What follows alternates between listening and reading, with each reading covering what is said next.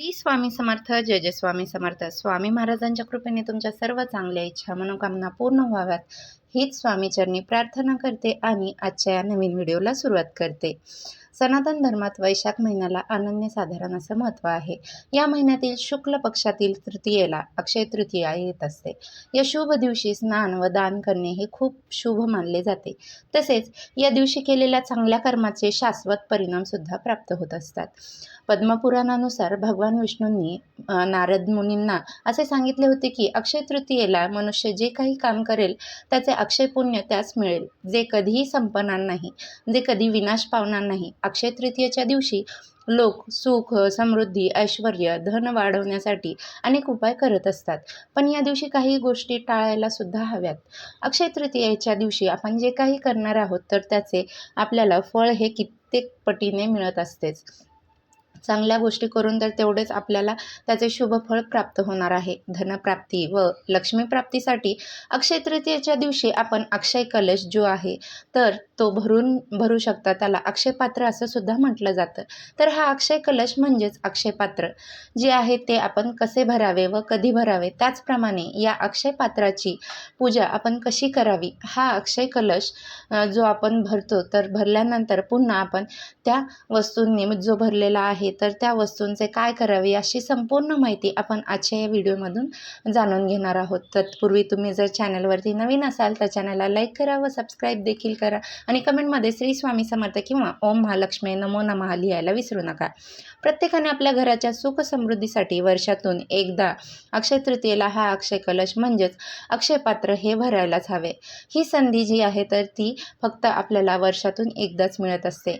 एकदा का आपण आपल्या हातून हा दिवस गेला तर पुन्हा मात्र आपल्याला या दिवसाची वर्षभर वाट बघावी लागेल आणि त्यामुळेच अक्षय तृतीयेला आपण हा कलश जरूर भरू शकता. घरातील धनधान्यामध्ये वाढ व्हावी, आपल्या घराची भरभराट व्हावी आणि दारिद्र्य निघून जावे, तर यासाठी आपल्याला हा अक्षय कलश म्हणजेच अक्षय पात्र जे आहे तर ते भरायचं आहे.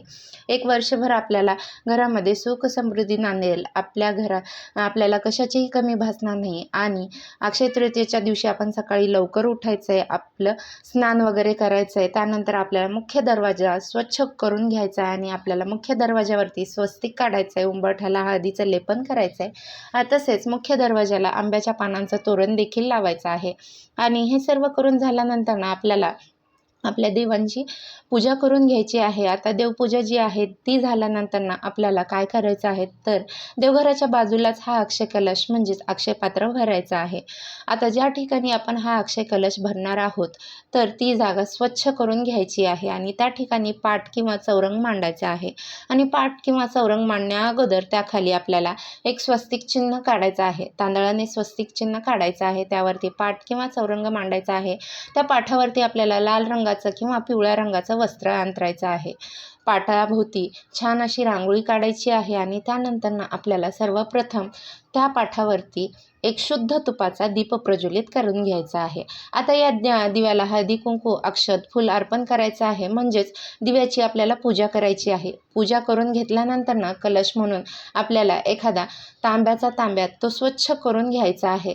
तांब्या हा स्वच्छ असावा. त्यावरती कुंकवाने स्वस्तिक काढायचं आहे आणि स्वस्तिकाच्या दोन्ही बाजूला 2 उभ्या रेषा ओढायच्या आहेत. दोन या साईडला अशा प्रकारे हा तांब्या जो आहे तर तो स्वस्तिक काढून घ्यायचा आहे. त्यानंतर आपण जो पाट ठेवलेला आहे त्यावरती बरोबर मध्यभागी आपल्याला तांदळाची रास घालायची आहे किंवा तांदळाचा अष्टदल कमल देखील काढू शकता. त्यानंतर आपल्याला काय करायचं आहे तर आपण जो कलश घेतलेला आहे तर तो तांदळाच्या राशीवरती आपल्याला ठेवायचा आहे. यानंतर आपल्याला सर्वप्रथम या कलशामध्ये एक मूठभर खडे मीठ टाकायचं आहे. त्यानंतर आपल्याला माता लक्ष्मीला ज्या ज्या वस्तू प्रिय आहेत तर त्या वस्तू आपल्याला त्या कलशामध्ये ठेवायच्या आहेत. खडे मीठ टाकल्यानंतर पुन्हा आपल्याला 21 नाणी घ्यायची आहेत. त्या देखील कलशामध्ये टाकायचे आहेत. नाणी घेताना आपण 1 रुपयाची घेऊ शकता किंवा 2 रुपयाची, 5 रुपयाची, 2 रुपयाची, आपल्याला जी मिळेल तशी आपल्याला 21 नाणी घ्यायची आहेत. आपल्याला नाणी घेतल्यानंतर त्यानंतर आपल्याला 21 लवंगा घ्यायच्या आहेत. लवंगा या फूल असलेल्या अखंड असाव्यात, नवीन असाव्यात. वापरलेल्या लवंगा किंवा तुटक्या फुटक्या लवंग असतील तर अशा लवंगा आपण चुकूनही घ्यायच्या नाही आहेत. कोणताही उपाय करताना आपण जे काही साहित्य वापरत असतो ते साहित्य व्यवस्थित असावं, तर आपल्याला त्याचं फळ देखील व्यवस्थितच मिळत असतं. आता 21 नाणे 21 लवंगा घेतल्यानंतर आपल्याला 21 हिरवी वेलची देखील घ्यायची आहे. वेलचीसुद्धा नवीन आणि व्यवस्थित असाव्यात. आपल्याला त्या कलशामध्ये ठेवायच्या आहेत. त्यानंतर 21 पिवळ्या कवड्या घ्यायच्या आहेत. गोमती चक्र असतील तर तीसुद्धा आपल्याला 21 घ्यायचे आहेत. आता आपल्याला जरी 21 मिळाली नाहीत तर ते आपल्याला 11 कवड्या घेऊ शकता, 11 गोमती चक्र घेऊ शकता. आणि जर एक साहित्य आपल्याकडे नसेल तरीसुद्धा काही हरकत नाही. आपल्याकडे ज्या वस्तू आहेत तर त्या वस्तूने आपण आपला हा कलश भरायचा आहे.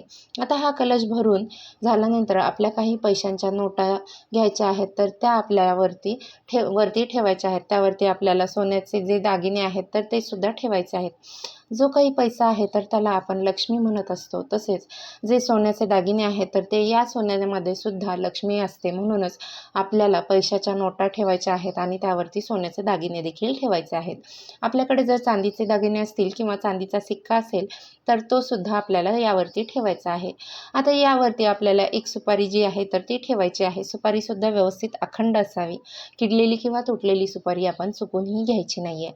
नवीनच सुपारी आपण घ्यायची आहे आणि वापरलेली सुपारीसुद्धा आपल्याला घ्यायची नाही आहे. आता आपण आपला हा कलश तयार झाला आहे. आता आपला कलश भरून झाल्यानंतर कलशाला आपण हळदी कुंकू अक्षत अर्पण करायचे आहेत, फूल अर्पण करायचे आहे आणि गुलाबाची लाल रंगाची फुलं आपण अर्पण करायची आहेत. जर आपल्याकडे लाल रंगाची फुलं नसतील तर कोणतीही फुलं आपण अर्पण करू शकता. यानंतर आपल्याला अगरबत्ती या कलशाला ओवाळायची आहे, धूप लावायचा आहे आणि हे सर्व झाल्यानंतर आवर्जून आपल्याला 11 वेळा श्रीसूक्त मोठ्याने म्हणायचं आहे. यामुळे आपल्या घरातील नकारात्मक ऊर्जा दूर होण्यास मदत होत असते. तसेच हा उपाय करत असताना, ही सेवा करत असताना आपला मुख्य दरवाजा, खिडक्या देखील आपल्याला उघड्या ठेवायच्या आहेत.